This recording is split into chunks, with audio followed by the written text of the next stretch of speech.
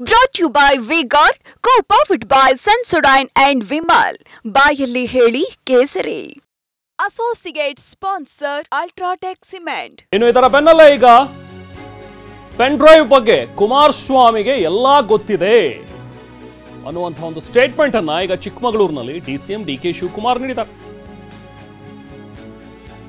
ಪಾಪ ಕುಮಾರಣ್ಣಂಗೆ ನನ್ನ ರಾಜೀನಾಮೆ ಬೇಕಂತೆ, ರಾಜೀನಾಮೆ ಕೊಡೋಣ ಪಾಪ ಬೇಕಲ್ವಾ ಅವರಿಗೆ ಅಂತ ಹೇಳಿ ತುಂಬಾ ವ್ಯಂಗ್ಯಭರಿತವಾಗಿ ಇವತ್ತು ಮಾತಾಡಿದ್ದಾರೆ. ಎಲ್ಲಾ blackmail, king of blackmail ಅಂತ ಹೇಳಿ ಕುಮಾರಸ್ವಾಮಿ ಅವರನ್ನ ಕರೆದಿದ್ದಾರೆ.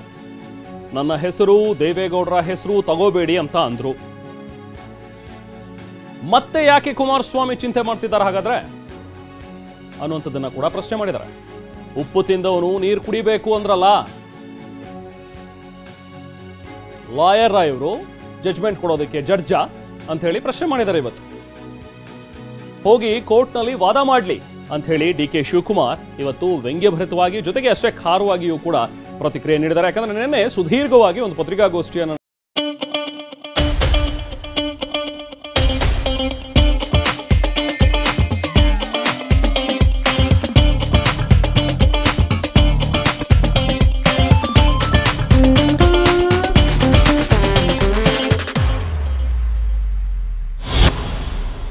ನಡೆಸಿ ಕುಮಾರಸ್ವಾಮಿ ಅವರು ಮಾತಾಡಿದರು.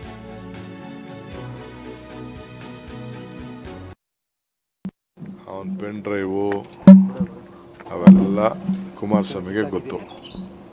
ಕುಮಾರಸ್ವಾಮಿಗೆ ಎಲ್ಲ ಕಂಪ್ಲೀಟ್ ಗೊತ್ತಿರೋಂಥ ವಿಚಾರ. ಅವನು ಯಾರೋ ಲಾಯರು ಗೀಯರು ಎಲ್ಲ ಮಾತಾಡ್ತಾ ಇದ್ದಾರೆ. ಪಾಪ ಕುಮಾರಣ್ಣಗೆ ನಂಗೆ ರಾಜೀನಾಮೆಗೆ ಬೇಕಂತೆ, ಪಾಪ ರಾಜೀನಾಮೆ ಬೇಕಂತೆ. ಅದೇನೋ ವಕೀಲರ ನಾಯಕದ ಪೈಪೋಟಿ ಅಂತೆ. ರಾಜೀನಾಮೆ ಕೊಡೋಣ ರಾಜೀನಾಮೆ, ಪಾಪ ಬೇಕಲ್ವ ಅವ್ರಿಗೆ. ಎಲ್ಲ ಒಬ್ಬರನ್ನೇ ಮುಗಿಸೋದೇ ಅಲ್ವ ಅವ್ರ ಕೆಲಸ. ಎಲ್ಲ ಬ್ಲ್ಯಾಕ್ ಮೇಲು, ಕಿಂಗ್ ಆಫ್ ಬ್ಲ್ಯಾಕ್ ಮೇಲ್ ಮಾಡಿ ಕೊಡೋಣ ರಾಜೀನಾಮೆ. ಪಾಪ ಅವ್ರಿಗೆ ಆಸೆ ಇದೆ. ಇನ್ಯಾರು ಮಾಡಿ ಏನು ಎದುರಿಸ್ತಾ ಇದ್ದಾರೆ ಎಲ್ಲರಿಗೂ, ಆಫೀಸರ್ಗಳಿಗೆ ಎದುರಿಸೋದು, ಪಾಲಿಟಿಷಿಯನ್ಸ್ಗೆ ಎದುರಿಸೋದು, ಎಲ್ಲರಿಗೂ ಇದೇ ಕೆಲಸ ಎಲ್ಲ ಮಾಡ್ತಾ ಇದ್ದಾರೆ. ಪಾಪ ಮಾಡಲಿ, ಮುಂದಕ್ಕೆ ಟೈಮ್ ಇದೆ ಚರ್ಚೆ ಮಾಡೋಕ್ಕೆ. ಅಸೆಂಬ್ಲಿ ಇದೆ, ಎಲ್ಲ ತಗೊಂಡು ಬರಲಿ, ಮಾತಾಡೋಣ.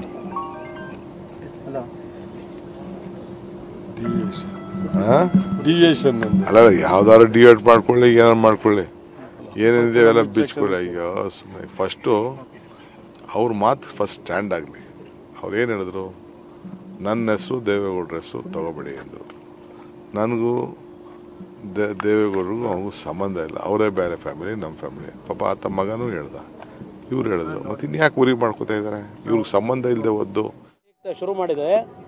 ನನ್ನನ್ನು ಒಂದು ಪ್ರಕರಣದಲ್ಲಿ ಸಿಲುಕಿಸಿ ಜೈಲಿಗೆ ಒಂದು ದಿವಸಲಾದರೂ ಕಳಿಸ್ಬೇಕು ಅಂತ ಪ್ರಯತ್ನ ಪಟ್ಟರು.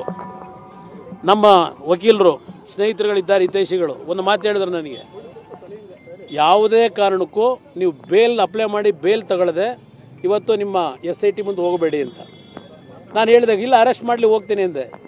ಯಾವುದೇ ಕಾರಣಕ್ಕೂ ಆ ತೀರ್ಮಾನ ಮಾಡಬೇಡಿ. ಯಾತಕ್ಕೆ ಹೇಳ್ತೀವಿ ಅಂದರೆ, ನೀವು ಅಲ್ಲಿ ಹೋದಾಗ ಅರೆಸ್ಟ್ ಮಾಡ್ತಾರೆ, ಮಾಧ್ಯಮಗಳಲ್ಲಿ ಬರ್ತಕ್ಕಂಥದ್ದು ಏನು ಅಂದರೆ ಕುಮಾರಸ್ವಾಮಿ ಅರೆಸ್ಟೆಡ್, ಇದು ಮಾಧ್ಯಮಗಳಲ್ಲಿ ಬಿಂಬಿಸ್ತಾರೆ. ಕುಮಾರಸ್ವಾಮಿ ಅವ್ರನ್ನ ಬಂಧಿಸಿದ್ದಾರೆ, ಯಾತಕ್ಕೆ ಬಂಧಿಸಿದ್ರು, ಕಾರಣ ಏನು, ಇದು ಯಾವುದೋ ಮಾಧ್ಯಮಗಳಲ್ಲಿ ಬರಲ್ಲ. ಅವ್ರಿಗೆ ಬೇಕಾಗಿರೋದು ಕುಮಾರಸ್ವಾಮಿ ಬಂಧನ. ಆ ದೃಷ್ಟಿಯಿಂದ ಯಾವುದೇ ಕಾರಣಕ್ಕೂ ನೀವು ಈ ರೀತಿ ಲಘುವಾಗಿ ಪರಿಗಣಿಸಬೇಡಿ. ನೀವು ಯಾವ ಒಂದು ನಿಮ್ಮ ಇದನ್ನು ತಗೊಂಡು ಬೇಲ್ನ ನಂತರ ಅಲ್ಲಿ ಹೋಗಿ ಅಂದರು. ನಾನು ಬೇಲ್ ಕೊಟ್ಟರು, ನಿಮಗೆ ಬೇಲ್ ಕೊಟ್ಟ ನಂತರ ನಾನು ಅಲ್ಲಿ ಹೋದರೆ SIT ಅಧಿಕಾರಿಗಳು ನನಗೆ ಹೇಳಿದ್ದೇನು, ಯಾತಿಗೆ ಸರ್ ಬೇಲ್ ತಗೊಂಡ್ರಿ, ಬೇಕಿರಲಿಲ್ಲ ಸರ್, ಅಂಥದ್ದಿಲ್ಲ, ನಿಮ್ಮ ಒಂದು ಹೇಳಿಕೆ ತಗೋಬೇಕಾಗಿತ್ತು, ಅದಕ್ಕೆ ನಿಮಗೆ ಬರೋಕ್ಕೆ ಹೇಳಿದ್ದೀವಿ ಅಂದರು. ಆಮೇಲೆ ರೆಕಾರ್ಡಲ್ಲಿ ಏನು ಮಾಡಿದ್ದಾರೆ, ಕುಮಾರಸ್ವಾಮಿ ಅವರನ್ನು ಬೇಲನ್ನು ನಾವು ಸ್ವೀಕಾರ ಮಾಡಿ ಬಂಧಿಸಿ ಅವ್ರನ್ನ ಕಳಿಸಿದ್ದೇವೆ ಅಂತೇಳಿ ರೆಕಾರ್ಡಲ್ಲಿ ಬರ್ಕೊಂಡವ್ರೆ. ಇದು HD ಕುಮಾರಸ್ವಾಮಿ ಅವರ ಮಾತುಗಳು. ಇವತ್ತು ಕೂಡ HD ಕುಮಾರಸ್ವಾಮಿ ಮಾತನಾಡ್ತಾ, ನನ್ನನ್ನ ಅರೆಸ್ಟ್ ಮಾಡಿಸೋದಕ್ಕೆ ಇವ್ರು ನೋಡ್ತಾ ಇದ್ದಾರೆ, ಯಾವುದಾದ್ರೂ ಒಂದು ಪ್ರಕರಣದಲ್ಲಿ ನನ್ನನ್ನು ಸಿಗಿಸಿ ಅರೆಸ್ಟ್ ಮಾಡಿಸ್ಬೇಕು ಅಂತ ಹೇಳಿ ಕಾಯ್ತಾ ಇದ್ದಾರೆ ಅನ್ನುವಂಥ ಒಂದು ಮಾತು. ಈಗ ಒದ್ದಾಡ್ತಾ ಇದ್ದೀರಿ.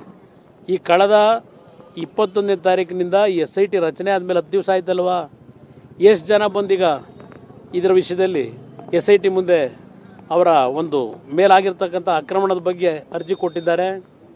ಫೋರ್ಸ್ ಮಾಡಿ ನೀವು ಪಾಪ ಯಾರನ್ನ ಕರೆಸ್ಕೊಂಡು ಹೆದರಿಸಿ ಅವರಿಂದ ಒಂದು ಬಲವಂತವಾಗಿ ಹೇಳಿಕೆ ತಗೋತಾ ಇದ್ದೀರಿ. ದಿನಕ್ಕೆ ಒಂದೊಂದು FIR ಕೊಟ್ಟಿದ್ದೀರಿ. ರೇವಣ್ಣ ಅವ್ರ ಮೇಲೆ ಒಂದು FIR ಹಾಕಿದ್ರಿ. ಆ FIR ಬೇಲಬಲ್ ಅಂತಕ್ಕಂಥದ್ದು ತೀರ್ಮಾನ ಆಯಿತು. ಅದಕ್ಕೆ ಇದ್ಯಾವುದೋ ಕಿಡ್ನಾಪ್ ಕೇಸು ಅಂತ ತಂದರು. ಅದಕ್ಕೆ ಇನ್ನು ಇದು ಆ ಹೆಣ್ಮಗಳು ಬದುಕಿದ್ದಾರೋ ಸತ್ತಿದ್ದಾರೋ ಯಾರಿಗೂ ಗೊತ್ತಿಲ್ಲ ಅಂತಕ್ಕಂಥದ್ದು ಹೇಳಿದ್ರು.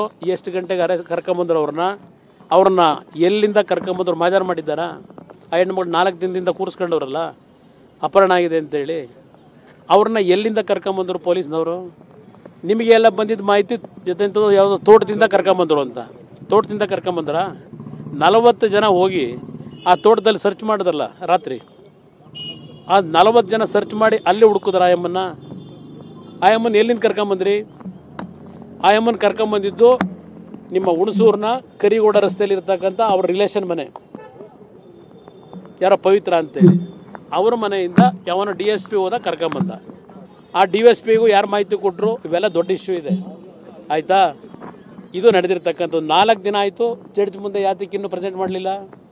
12 ಜನ ಆ ಒಂದು ಅಪಹರಣಕ್ಕೆ ಒಳಗಾಗಿರ್ತಕ್ಕಂಥದ್ದು ಅಂತ ಏನು ಆಪಾದನೆ ಮಾಡಿದ್ದೀರಿ, ಅವ್ರ ಕುಟುಂಬದ 12 ಜನಗಳನ್ನು ಕಳೆದ 3 ದಿನದಿಂದ ಕರ್ಕೊಂಬಂದು ಕುಮಾರ್ ಕುಬ್ಬ ಗೆಸ್ಟ್ ಹೌಸಲ್ಲಿ ರಾಜಾತಿಥ್ಯ ಕೊಟ್ಟು ಇಟ್ಕೊಂಡಿದ್ದೀರಲ್ಲಪ್ಪ. ಯಾಕೆ ಇಟ್ಕೊಂಡಿದ್ದೀರಿ?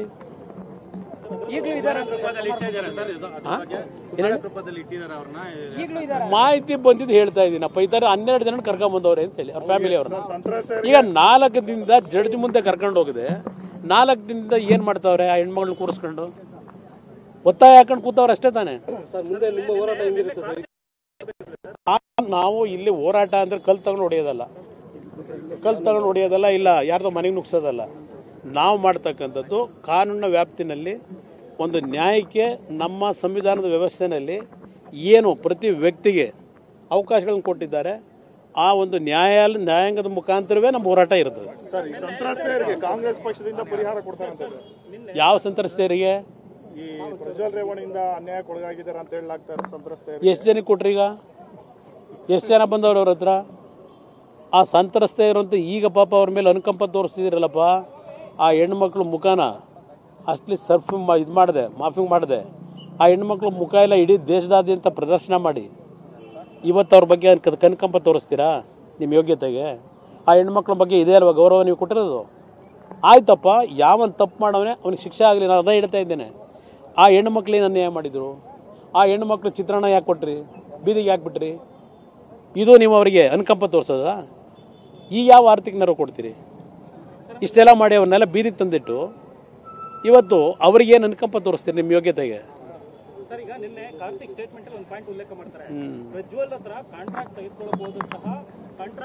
ಅದು ತನಿಖೆಯಲ್ಲಿ ಬರಲ್ಲಪ್ಪ ಹೊರಗೆ. ಪ್ರಜ್ವಲ್ ಕಾಂಟ್ರಾಕ್ಟ್ ಕೊಡೋಕೆ ಅವನೇ ಅವನು? ಕಾಂಟ್ರಾಕ್ಟ್ ಕೊಡೋದಕ್ಕೆ ಅವನೇನು ಮಿನಿಸ್ಟ್ರಾ? ಅದೆಲ್ಲ ಬರಲಿ, ಹೊರಗಡೆ ಬನ್ನಿ. ಅದು ಮಹಾನ್ ನಾಯಕರುಗಳು ಇವತ್ತು ನೋಡಿದೆ. ನಾನು ನಾಳೆ ಫ್ರೀಯಾಗಿ ಮಾತಾಡೋಣ, ಇಲ್ಲಿ ರಸ್ತೆಯಲ್ಲಿ ಭಾಳ ಹೊತ್ತು ಮಾತ್ರ, ನಿಮಗೂ ಬಿಸಿಲು ಪಾಪ.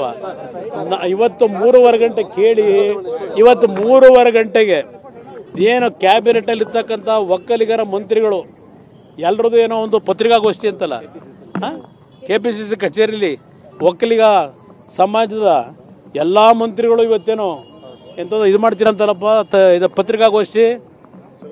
ಈ ಇಶ್ಯೂನಲ್ಲಿ ನಾನು ಪ್ರಜ್ವಲ್ ರೇವಣ್ಣವ್ರ ಪರವಾಗಿ ಅದನ್ನು ಮಾಡಲ್ಲ. ಸತ್ಯಾಸತ್ಯತೆ ಹೊರಗೆ ಬರಲಿ, ನಾನು ಅವರಿಗೆ ಡಿಫೆಂಡಿಂಗ್ ಆಗಿ ಮಾತಾಡಲ್ಲ. ಓನ್ಲಿ ರೇವಣ್ಣ ವಿಷಯದಲ್ಲಿ ಸರ್ಕಾರ ಯಾವ ರೀತಿ ನಡ್ಕೋತಾ ಇದ್ದೀರಿ ಅದಷ್ಟೇ ಅಲ್ಲ, ಈ ಪ್ರಕರಣವನ್ನು ನೀವು ಯಾವ ರೀತಿ ಅಧಿಕಾರ ದುರುಪಯೋಗ ಪಡಿಸ್ಕೊಂಡು ಇವತ್ತು ಯಾವ ರೀತಿ ತನಿಖೆ ನಡೀತಾ ಇದೆ, ಇದನ್ನು ಅವರೆಲ್ಲ ಸೇರಿ ಸಮಜಾಯಿಷಿ ಕೊಟ್ಟುಕೊಳ್ಳಿ ಮಂತ್ರಿಗಳು. ನಾನು ಈ ಸಬ್ಜೆಕ್ಟ್ನಲ್ಲಿ ಏಕಾಂಗಿಯಾಗಿ ನಾನು ರೇವಣ್ಣವರ ಸಂಬಂಧಿಕನಾಗಲ್ಲ, ರೇವಣ್ಣವರ ರಕ್ತ ಸಂಬಂಧಿ ಆಗಲ್ಲ. ನಾನು ಎದುರಿಸ್ತಕ್ಕಂಥದ್ದು ಈ ರಾಜ್ಯದ ಒಬ್ಬ ಒಕ್ಕಲಿಗ ನಾಯಕನೂ ಅಲ್ಲ. ನಾನು ಒಕ್ಕಲಿಗರನ್ನೂ ಈ ವಿಷಯದಲ್ಲಿ ಅಯೋಬನರಪ್ಪ ರಕ್ಷಣೆ ಕೊಡಿ ಅಂತಲೇ ಕೇಳಲ್ಲ. ನನ್ನ ಈ ಒಂದು ಹೋರಾಟ ಆ್ಯಸ್ ಎ ಪೊಲಿಟಿಷಿಯನ್, ಒಂದು ಶಾಸಕಾಂಗ ಪಕ್ಷದ ನಾಯಕನಾಗಿ ಜನಪ್ರತಿನಿಧಿಯಾಗಿ ನನ್ನ ಜವಾಬ್ದಾರಿಯನ್ನು ಯಾವ ರೀತಿ ನಿರ್ವಹಿಸಬೇಕು ಏಕಾಂಗಿ ಎದುರಿಸಿ ಸಿದ್ಧ ಇದ್ದೇನೆ. ನೀವು 10 ಜನ 20 ಜನ ನಿಂತ್ಕೊಂಡ್ಬಿಟ್ಟು ಏನು ದಾಳಿ ಮಾಡ್ತೀರಿ ಮಾಡಿ 3:30 ಗಂಟೆಗೆ ನಾಳೆ ನಾನು ಪತ್ರಿಕಾಗೋಷ್ಠಿ ಬರ್ತೀನಿ. ನಾನು ಕೇಳಿದ್ರೆ ನಾನೇನು ಹೇಳಿ, ನನಗೇನು ಗೊತ್ತು, ನನಗೆ ಸಂಪರ್ಕವೇ ಇಲ್ಲದೆ ಇದ್ದಾಗ ನೋಡಿ ಭಾಳ ಸ್ಪಷ್ಟವಾಗಿ ಹೇಳಿದ್ದೇನೆ, ನಮ್ಮ ಅವರಿಗೆ ಸಂಬಂಧಗಳು ನಾವು ಯಾವುದೂ ಇಲ್ಲ, ಅವರವ್ರ ವ್ಯವಹಾರ ಅವ್ರು ಇಟ್ಕೊಂಡಿದ್ದಾರೆ. ಇವೆಲ್ಲ ನಮ್ಗೆ ಗೊತ್ತಿಲ್ಲದೆ ಇರತಕ್ಕಂಥ ವಿಷಯಗಳು. ಈಗ ಅವ್ರು ಏನು ಮಾಡ್ತೇನೆ ಅಂತ ನನಗೇನು ಗೊತ್ತು, ನನಗೆ ಗೊತ್ತಿಲ್ಲಪ್ಪ. ನೀವೇನೋ ತೋರಿಸ್ತಾ ಇರಿದ್ದೇನೋ 15ನೇ ತಾರೀಕು 7 ದಿವಸ ಏನೋ ಕೇಳಿದ್ರು, ಬರ್ತೀನಿ ಅಂತ ಹೇಳಿದರು, ಅದರಿಂದ ಇವತ್ತು ಬರ್ಬೋದು. ಮೊನ್ನೆನೂ ಯಾರೋ ನೀವು ಟಿ ವಿಗಳಲ್ಲಿ ನೋಡಿದ್ರಿ ಏನೋ 3 ಗಂಟೆಗೆ ಬರ್ತಾವ್ರೆ ಅಂತೇಳಿ. ನಮಗೆ ಗೊತ್ತಿಲ್ಲ, ನೀವು ವರದಿ ಏನು ಕೊಡ್ತಾ ಇದ್ದೀರಿ ಅದನ್ನು ನೋಡ್ತಾ ಇದ್ದೇವೆ ಅಷ್ಟೇ. Thank you. 21ನೇ ತಾರೀಕು ರಾತ್ರಿ 8 ಗಂಟೆಗೆ ಕೆಲವೇ ಕ್ಷಣಗಳಲ್ಲಿ ಆ ಸಬ್ಜೆಕ್ಟಲ್ಲಿ ನೆನ್ನೆ ದಿನ ನಾನು ಸುಮಾರು 1.5 ಗಂಟೆಗಳ ಕಾಲ ಈ ಸರ್ಕಾರ ಯಾವ ರೀತಿ ನಡೆದಿದೆ, ಇವತ್ತು ಈ ಸರ್ಕಾರದ ನಡವಳಿಕೆ, ಪಾಪ ನಮ್ಮ ಗೃಹ ಸಚಿವರು ಹೇಳಿದ್ದಾರೆ. ನಿನ್ನೆ ನನ್ನ ಪತ್ರಿಕಾಗೋಷ್ಠಿಯ ನಂತರ ಗೃಹ ಸಚಿವರ ಹೇಳಿಕೆಯನ್ನು ಗಮನಿಸಿದೆ. ಇವತ್ತು SIT ಅತ್ಯಂತ ಪಾರದರ್ಶಕವಾಗಿ ಯಾವುದೇ ರೀತಿಯ Brought to you by Vigor, co-powered by Sensodyne and Vimal. ಬಾಯಲ್ಲಿ ಹೇಳಿ ಕೇಸರಿ. Associate sponsor Ultratech Cement.